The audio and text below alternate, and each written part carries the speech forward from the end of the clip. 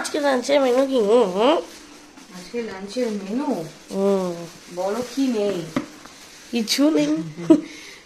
বানানো হয়েছে সিম্পল খাবো বলে, একদম দিদিকে বলেছিলাম ডাল আর ভাজা করো, আর কিচ্ছু করো না। তারপরে এক এক করে কত কি বেড়ে গেছে দেখো। আজকেও ফ্রিজ থেকে পটলের ওই চিংড়ি মাছ দিয়ে পটলের ডালনা আর বেরোবে না মনে হচ্ছে, দুদিন ধরে বাসি হয়ে রয়েছে। দেখাই আসো, এই যে এখানে হচ্ছে গরম ভাত, আর তোমার বাবার জন্য তো এদিকে রুটিও রয়েছে। এই যে রুটি, দিদি রুটিও বেশি করে রেখেছে, মানে তোমার বাবা খাওয়ার পরেও বাঁচবে। আচ্ছা আচ্ছা, তার সঙ্গে আছে হচ্ছে এটা হচ্ছে সকালে রিও আর আমি আর আমার এক ভাই ওরা ছিল, ওদের জন্য ম্যাগি করেছিল সমাধি, সেই ম্যাগিটা রয়ে গেছে, অনেকটা বেশি হয়েছে আর কি। আচ্ছা, এখানে রয়েছে হচ্ছে এই যে ডাল,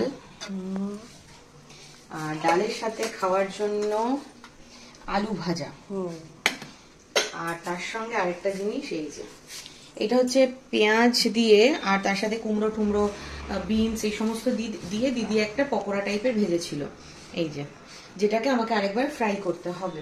আমি করব না, ওর বাবা স্নানে গেছে, স্নান করে এসে গরম গরম একটু ভেজে নিয়ে খেতে বসবে। তো এই ছিল হচ্ছে আমাদের মেনু। আমি বলেছিলাম দিদি আর কিচ্ছু করো না, ফ্রিজে ওই আলু পটল চিংড়ি মাছের ডালনাটা আছে, ওটা বের করে গরম করবো, হয়ে যাবে। খানিক্ষণ আগে দিদি বলছে ফোন করে বাড়ি থেকে, মানে ও চলে যাওয়ার পরে, তোমার জন্য গাটি কচু সেদ্ধ মাখা দিয়ে যাবো, এই যে পেঁয়াজ টিয়াজ দিয়ে সুন্দর তরিযুক্ত। তোমার তো ফেভারিট খাবার না মাম্মা এটা? এই একটা এলো। আচ্ছা, তারপরে আবার এই জাস্ট 5-7 মিনিট আগে রিওর বড় মামা ফোন করে বলেছে যে তার জন্য মাটন বিরিয়ানি আসছে।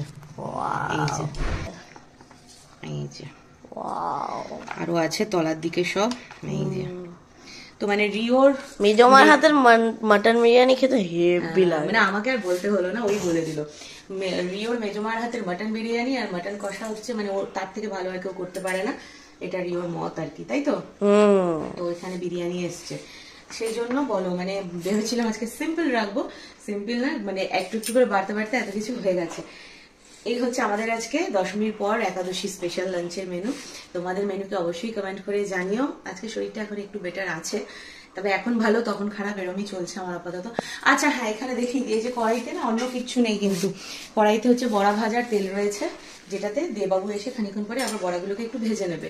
তোমরা কালকের ভিডিওতে কেউ একজনকে দেখেছি কমেন্ট করতে, নাম মনে নেই, যে কড়াইতে কি আছে দেখালে না। তো কালকে না বেগুন ভাজা করার পরে তেল বেঁচে গেছিল, দিদি রেখে দিয়েছিল, আজকে আবার বড়া ভাজা করে তেল বেঁচেছে রেখেছে। মানে যেদিন খাবার থাকে সেদিন আমি দেখাই, তেল থাকলে আর কি দেখাবো বলো।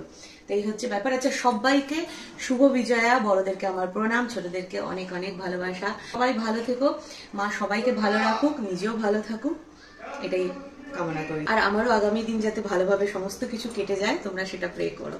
চলো টাটা।